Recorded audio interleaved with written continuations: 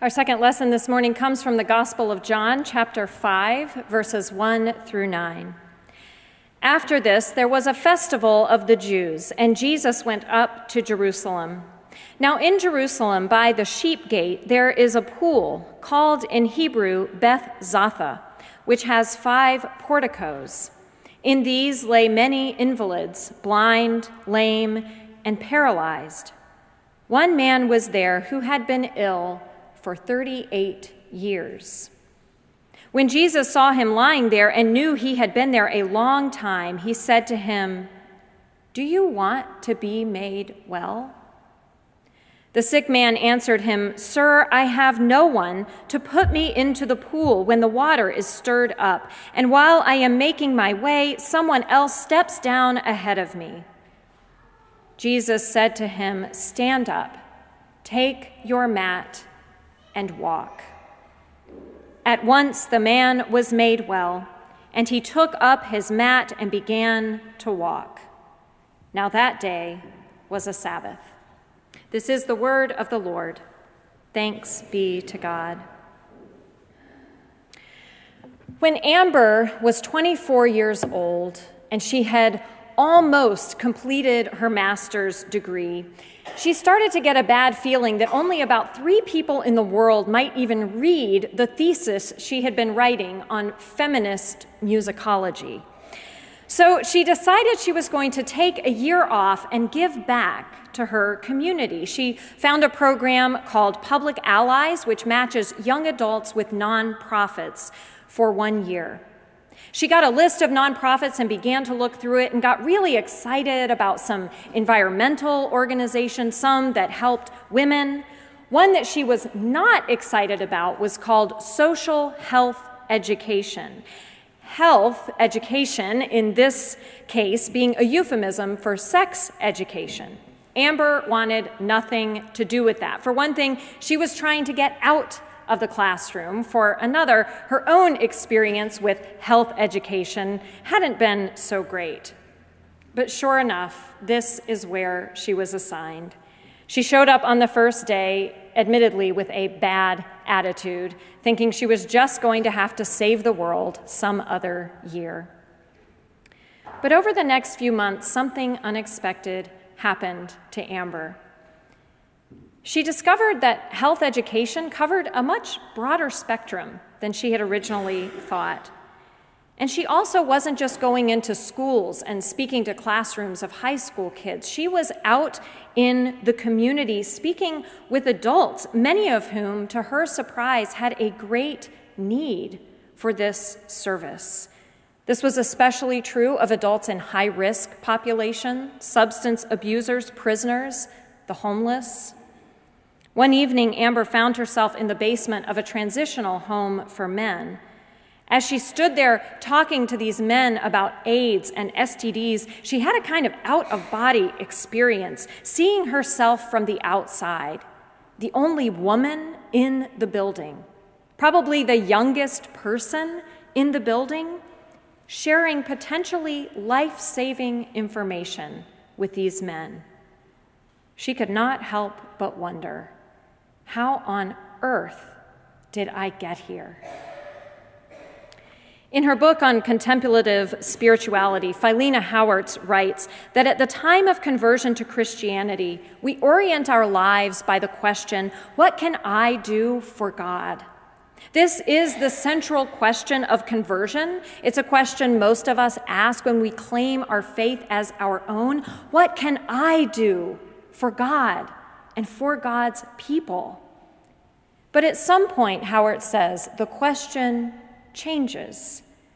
As we move forward in our lives with God, as we live more deeply into our calling as Jesus' disciples, and as we realize that we might just have a little less control over our lives than we think, we begin to orient around a different question. What can God do for me? It may at first sound like a selfish question, but that's not the way Howarth means it. It's not a question of what we can get from God or what we have to gain by following Jesus. It's a question by which we give up control, give up our hopes and dreams and desires and plans, and place our lives in God's hands. Howarth writes, "This is the central question of a humble person who has awakened to their true self and to the awe-inspiring adoration of an extraordinary God. What can God do for me?" It's a question few of us ever ask in all seriousness, because to ask what God can do for us is to risk being transformed. In the gospel story we just heard, Jesus asks a question that is a kind of divine response to this question, what can God do for me? When he encounters a crippled man lying on his mat, Jesus asks him, "Do you want to be made well?" The literal translation here is, "Do you want to be made whole?" In other words, are you ready to open yourself up to what God can do for you? It's no coincidence that Jesus puts this question to a man who has been waiting for healing for 38 long years. This is a man who has become comfortable with the status quo, who's gotten used to life on his narrow mat. And although it may sound to us like a question with an obvious answer, for this man, the answer is not obvious at all. 3 years ago, I was very comfortable on my mat. I had been in a new job for just a year and a half and was finally getting accustomed to my role and my responsibilities. Then one day, my husband, Derek, who also happened to be my boss at the time, came to my office to tell me about a phone call he just received from a church in Cleveland Heights. We'd been married at that point for 12 years and been through several job changes together, so I recognized the effects of this phone call. It wasn't expected or even necessarily welcome, but Derek was feeling God's call to a new thing. Sure enough, within 6 months of that conversation, we were moving to Cleveland Heights. And while I had done my fair share of complaining about where we'd been living, it wasn't urban enough, it wasn't friendly enough, it wasn't warm or sunny enough. When it came time to make a change, I simply wasn't ready. It took months, probably more than a year even, before I began to move past my reluctance and even my anger and resentment at being pulled off my mat into a new reality when a new reality wasn't what I wanted. Initially, I resisted what God was doing in our lives, but that change led to opportunities I never could have predicted, including the call to serve as your pastor. That's the thing about God's call. It is not predicated on us being ready for it, or asking for it, or even wanting it. And yet it has a way of leading to unexpected blessings. Before Jesus upends our lives as we know them, he might pause and ask, "Do you want to be made well? Do you want God to mend your broken places, the addiction, the toxic relationship, the confusion, the quiet desperation of your daily routine? Do you want a deeper, more relevant, more meaningful life than the one you have today?" Jesus might pause and ask us that, but all the evidence shows that he will not stick around to wait for an affirmative answer before catapulting us right out of our comfort zones into a new reality. God doesn't wait for us to open ourselves to the presence of the divine. Jesus doesn't wait for us to decide that we want transformation. The Holy Spirit doesn't knock politely on the door and ask if we'd like to be made whole. God just shows up and commands us to pick up our mat and get moving. Did you notice how the man answers Jesus when Jesus asks if he wants to be made well? Well, he doesn't. He doesn't give an answer, he offers excuses. Apparently, this man accepted long ago that being made well was out of the realm of possibility, since day after day, the people who might have helped him kept passing him by. And with each day, he's grown more and more accustomed to and comfortable on his narrow mat.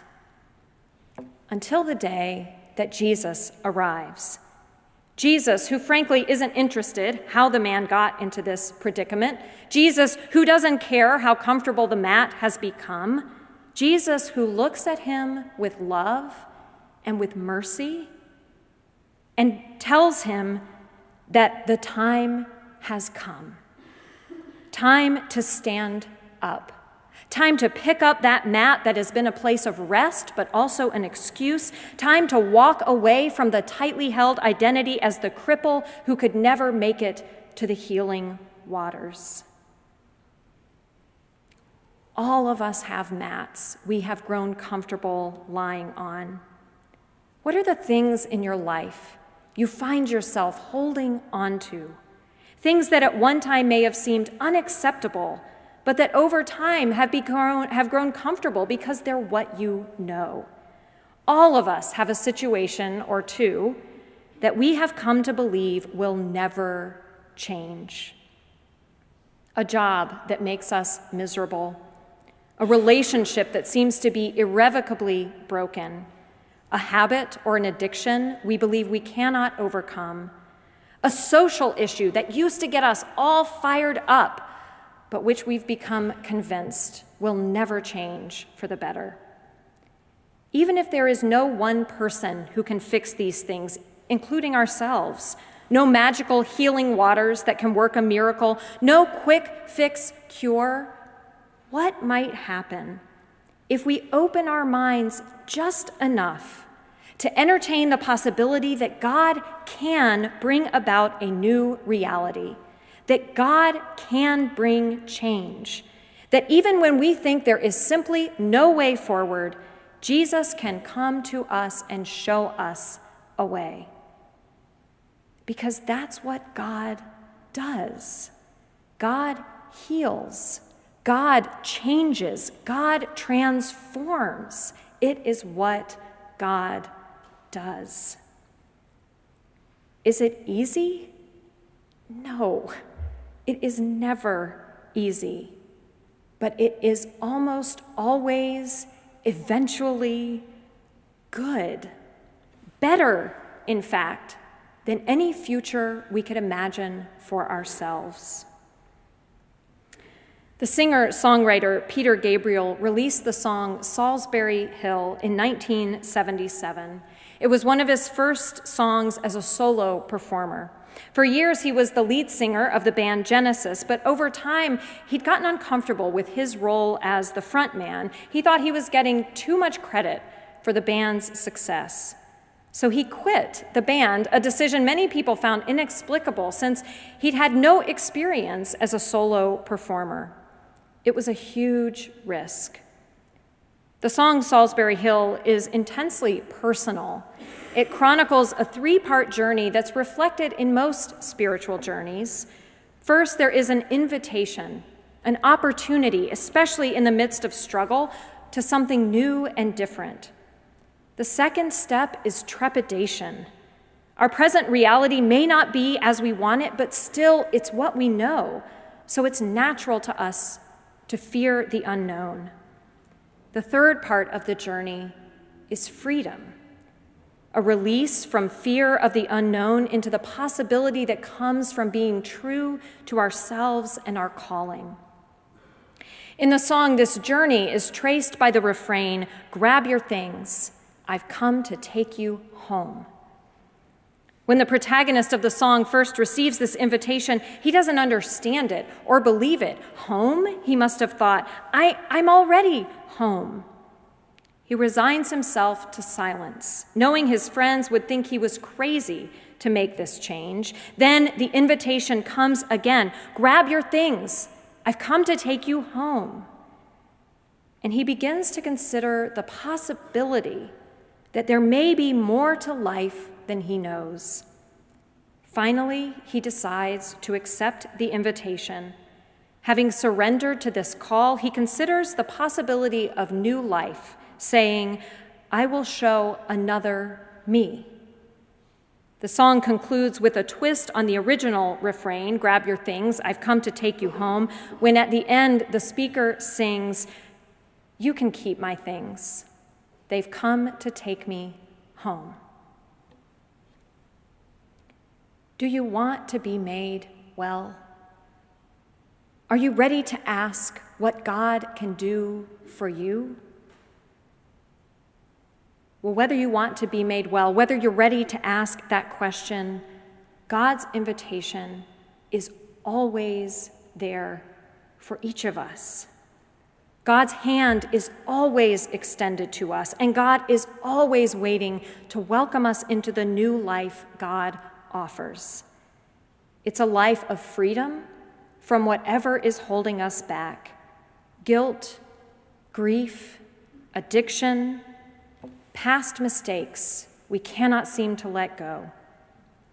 God offers a life where the future is always full of possibilities, even when we can't imagine what they can be, even when we'd rather stay with what we know, even when we can only move forward with a lot of heavy baggage of fear and resentment. God understands all of that, and still God waits patiently for each one of us to answer the invitation. God waits with hope and with love to welcome us home. Amen.